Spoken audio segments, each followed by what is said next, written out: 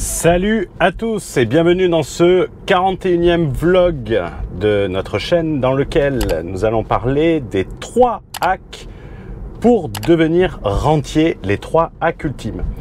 Alors, en direct de Berlin cette fois-ci, capitale de l'Allemagne, pour ceux qui ne le sauraient pas, ce qui m'étonnerait. Dans ce vlog, on va parler de rentier, on va échanger sur cette notion de devenir rentier. Alors, pourquoi c'est important? C'est important de le faire sous forme de liste et de voir quelques subtilités qui sont très rarement évoquées sur Internet. Je te rappelle, c'est un vlog en déplacement, donc les vlogs en déplacement, on favorise l'authenticité du discours on favorise l'authenticité du discours. Ça serait bien qu'il se bouge. L'authenticité du discours au script. Il faut savoir que j'ai pas de script sur le pare-choc de la voiture. C'est un échange comme si tu étais sur le siège passager avec moi. Et d'ailleurs, j'ai fait exprès de mettre la caméra comme de la vue passager en fait. Comme si vraiment tu étais sur le siège passager.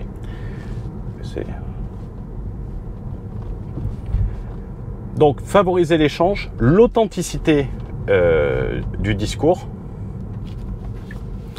et apporter le maximum de valeur.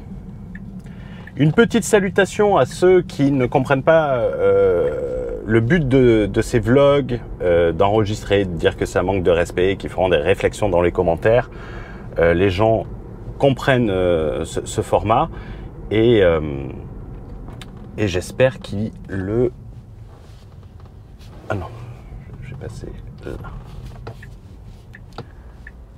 On va passer devant le Bundestag. Je ne sais pas si ça se voit, le Bundestag allemand. Donc 3 hacks. Je vais parler du premier hack. Pour être rentier, il faut déterminer ton niveau de revenu nécessaire. En 2, j'ai envie de parler de la confusion entre rentabilité du capital et rendement du capital. Et en 3, nous parlerons de l'horizon temporel et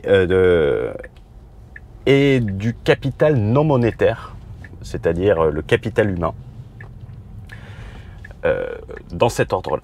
Donc, définir ton besoin, ton désir de vie. Qu'est-ce que je veux dire par là? C'est très important pour être rentier. Il faut tout d'abord savoir de combien tu as besoin pour vivre. Il faut connaître ce niveau de revenu nécessaire et désiré, parce que quelquefois le nécessaire n'est pas forcément le désiré. Toute personne rêve d'avoir beaucoup plus et a besoin de beaucoup plus pour vivre, mais disons ton revenu nécessaire et désiré pour être rentier.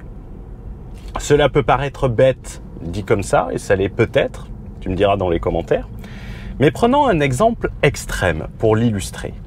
Cet exemple extrême, on va prendre le cas d'un frugaliste, des personnes que j'aime bien.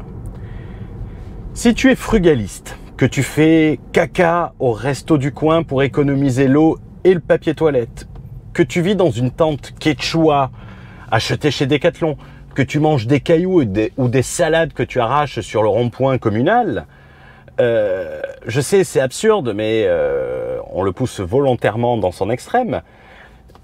Si ton train de vie et ton désir, qui est une distinction importante, je le rappelle, est excessivement bas, en réalité, avec un RSA, tu vas être rentier.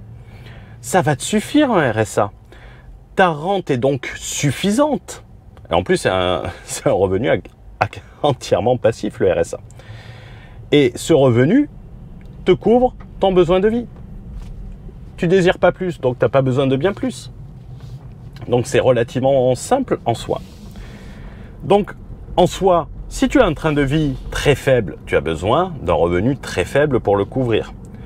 Cette distinction peut paraître anodine, mais si tu donnes demain un RSA, un RSA mensuel à Cédric Anissette, je pense pas que cela va être forcément suffisant. D'ailleurs, n'hésite pas à me mettre dans les commentaires, ça serait très intéressant. quel est votre niveau de revenu nécessaire, désiré, dans les commentaires, pour voir les différences et voir les chiffres qui reviennent souvent.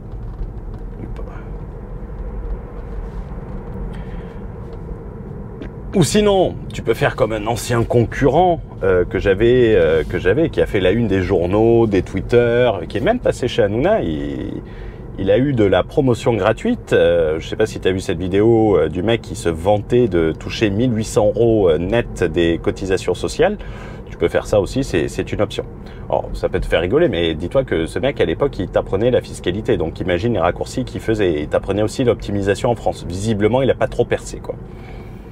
Même si vous êtes en bonne santé. Moi, alhamdoulilah, je suis en bonne santé, je suis pas en fauteuil roulant. Passons directement au hack 2 qui est en soi le plus important. La confusion entre rentabilité du capital et rendement du capital. Et si on double en même temps, ça va être limite. Aujourd'hui, beaucoup d'entrepreneurs, et notamment sur Internet, je devrais dire de web entrepreneurs, font cette confusion de la rentabilité du capital et du rendement du capital. Alors, encore une fois, cette distinction qui, pour certains, ça peut être très similaire, elle est totalement capitale.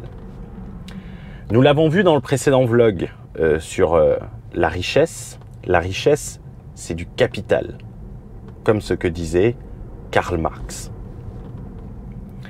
Et donc, pour avoir du capital, il faut accumuler ce capital.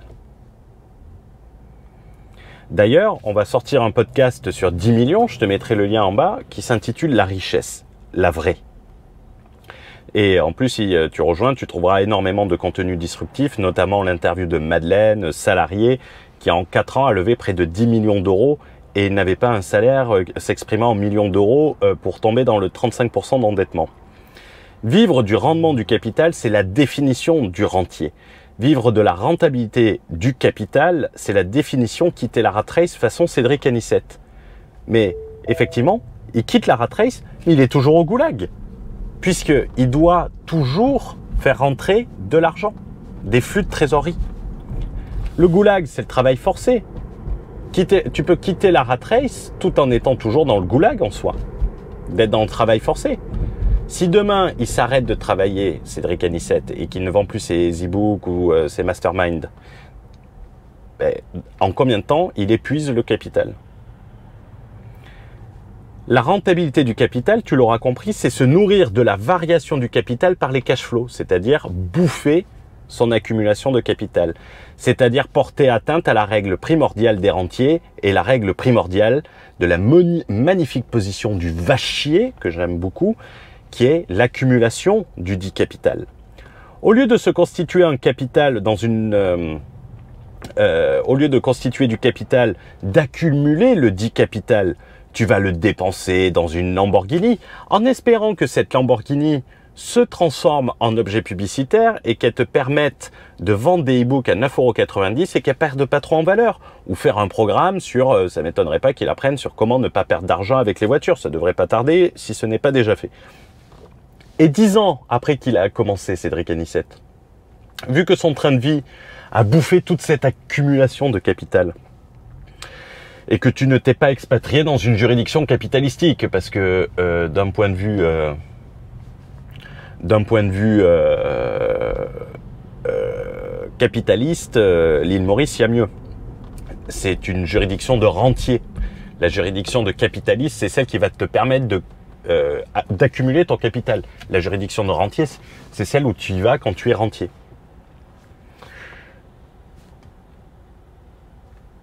Et tu le vois aujourd'hui en train de faire des conférences le vendredi soir. Si c'est pas la définition du goulag, au lieu de profiter de sa famille, excusez-moi, je ne sais pas laquelle c'est.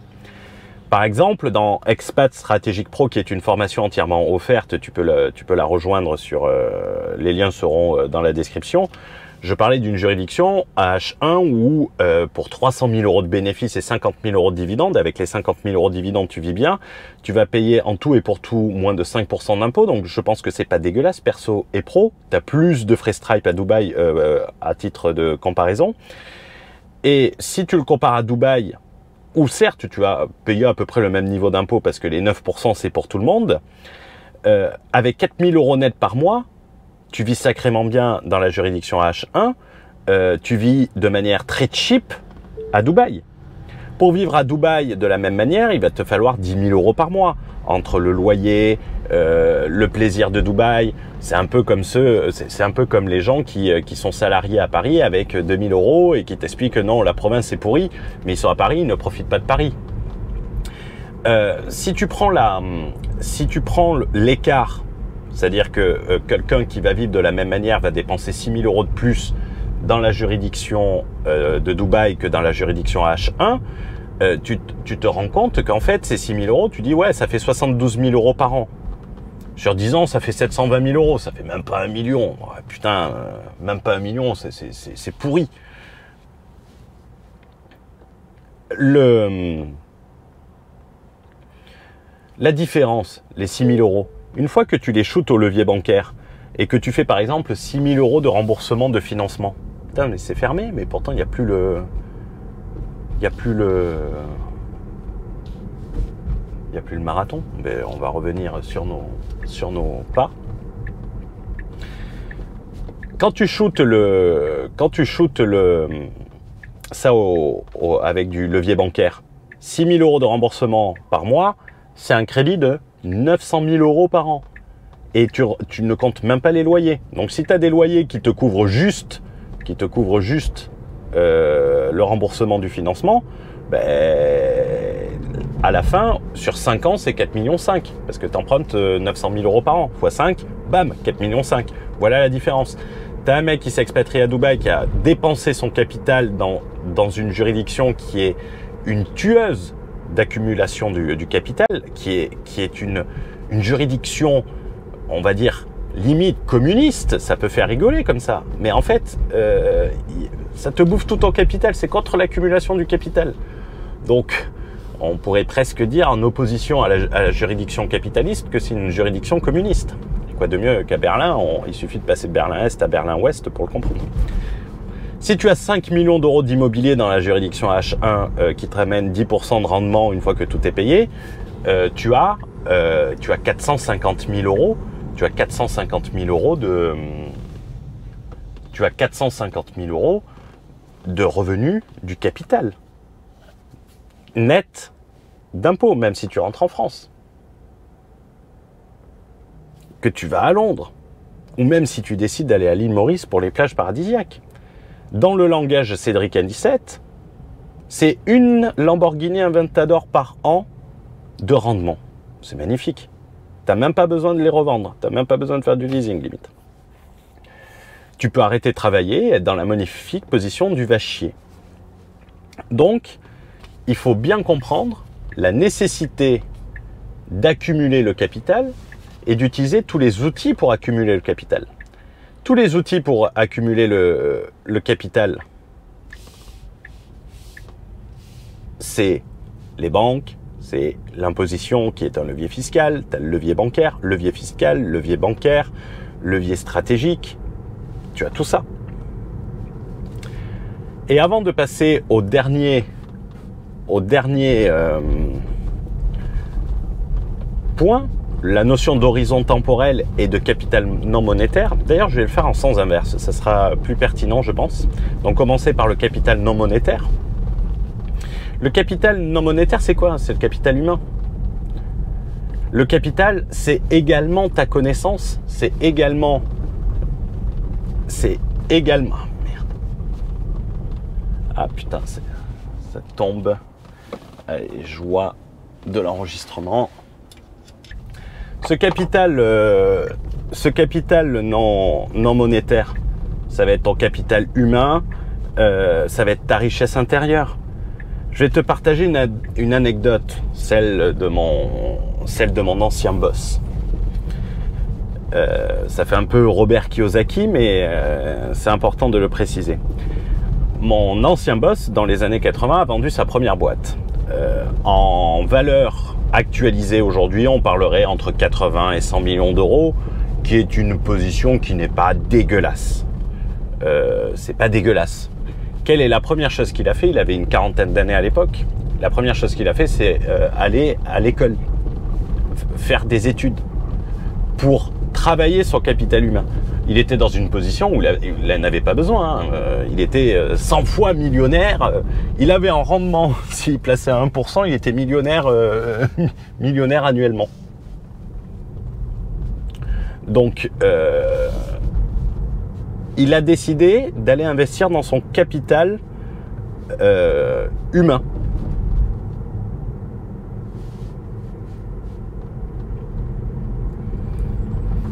Ton capital humain, c'est te former, c'est réfléchir, c'est apprendre de nouvelles choses, c'est laisser l'ego de côté, parce que l'ego est un très mauvais conseiller.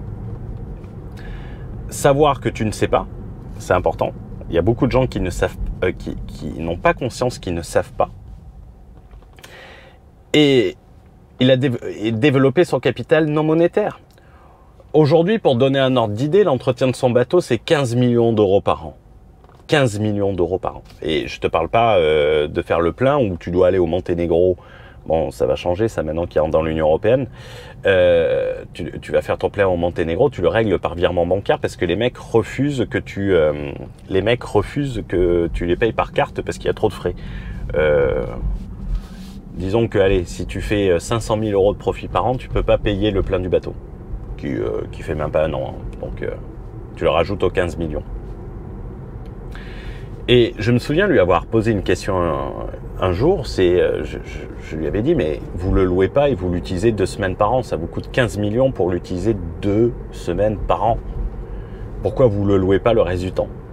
Et il m'avait répondu une phrase, mais qui est la définition du va chier en quelque sorte, et qui est impactante.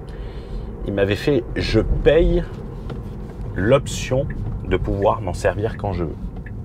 Et vous en servez pas.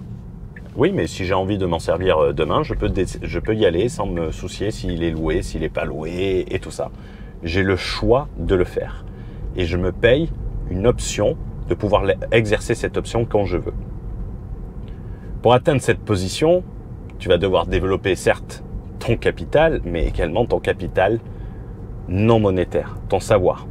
Et en fait, c'est ça qui est très important, c'est que sur Internet, il est très facile de lancer un business, très facile de faire des beaux chiffres. Mais quand il va s'agir de transformer l'essai, la compétence que tu as besoin pour transformer l'essai est totalement différente de la compétence que tu as. J'ai l'impression que je suis sur une voie de... J'ai l'impression que je suis sur une voie de...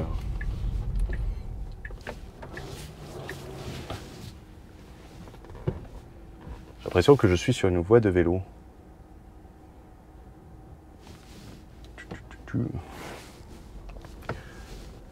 J'ai pas fait gaffe.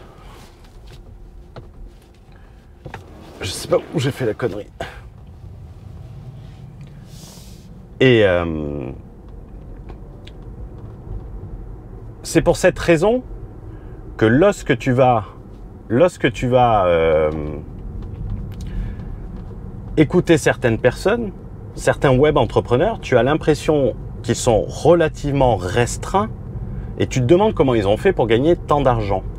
Parce que la compétence pour gagner beaucoup d'argent sur Internet n'est pas la même que celle pour gagner la même somme quand tu es un entrepreneur normal, non Internet. C'est aussi pour ça que quand tu écoutes des gens comme Théophile Hélier, tu te dis, mais putain, le mec, il a jamais, il parle de holding, mais il a jamais investi dans lui-même parce qu'il considère qu'il sait tout par le capital monétaire qu'il a réussi à accumuler. Et ce capital monétaire n'est pas suffisant. Et c'est pour ça que, en réalité, ce plafond de verre, tu peux le faire exploser. Et le seul moyen de le faire exploser, c'est d'investir dans toi-même. Quand un refus d'investir, si on peut appeler ça un refus d'investir dans ton capital non monétaire, en croyant que le chiffre que tu as sur le compte en banque est une preuve d'intelligence et est une garantie de succès sur toutes les choses que tu feras par la suite, c'est la plus grosse erreur. C'est la plus grosse erreur que tu peux faire. Et c'est surtout plutôt une garantie de toujours faire ce que tu as fait.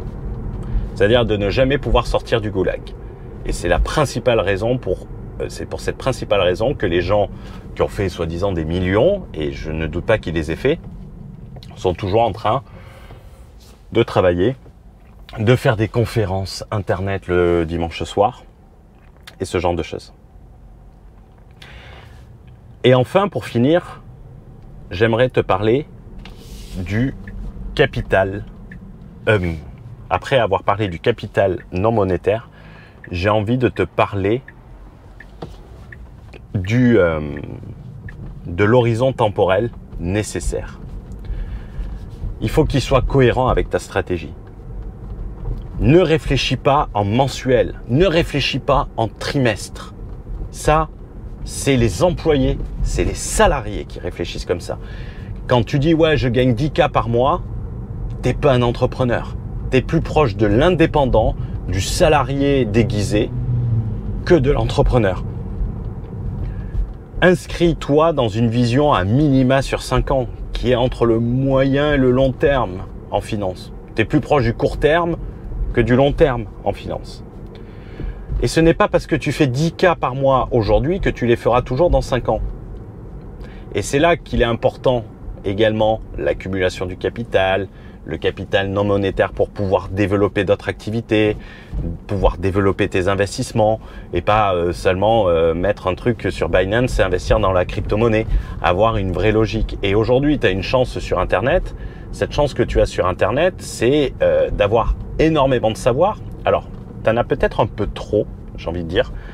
Et il est très difficile de savoir quel contenu consommer, quel infopreneur suivre. C'est très difficile.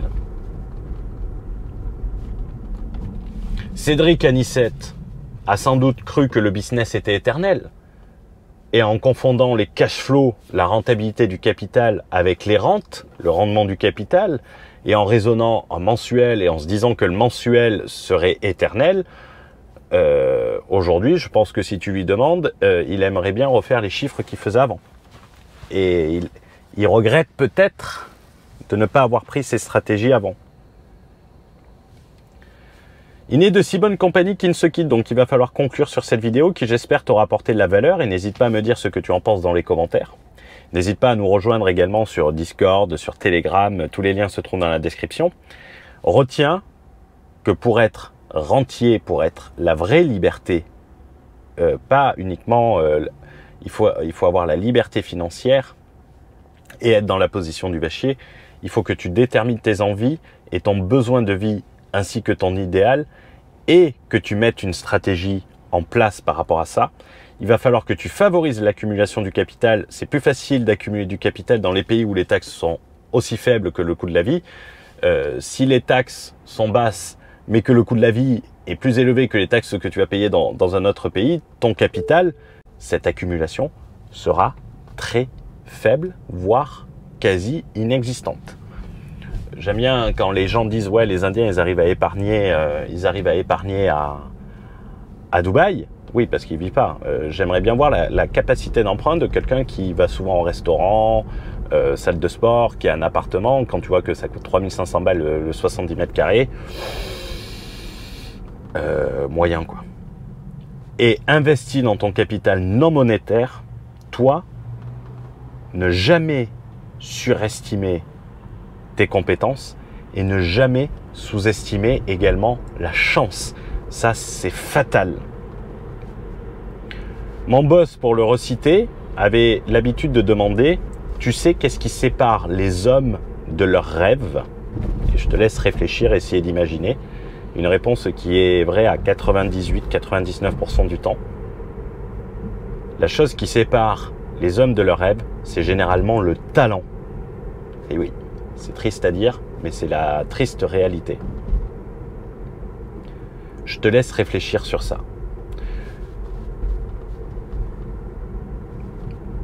Je te souhaite une bonne journée, une bonne soirée et on se retrouve très prochainement. Ciao, ciao.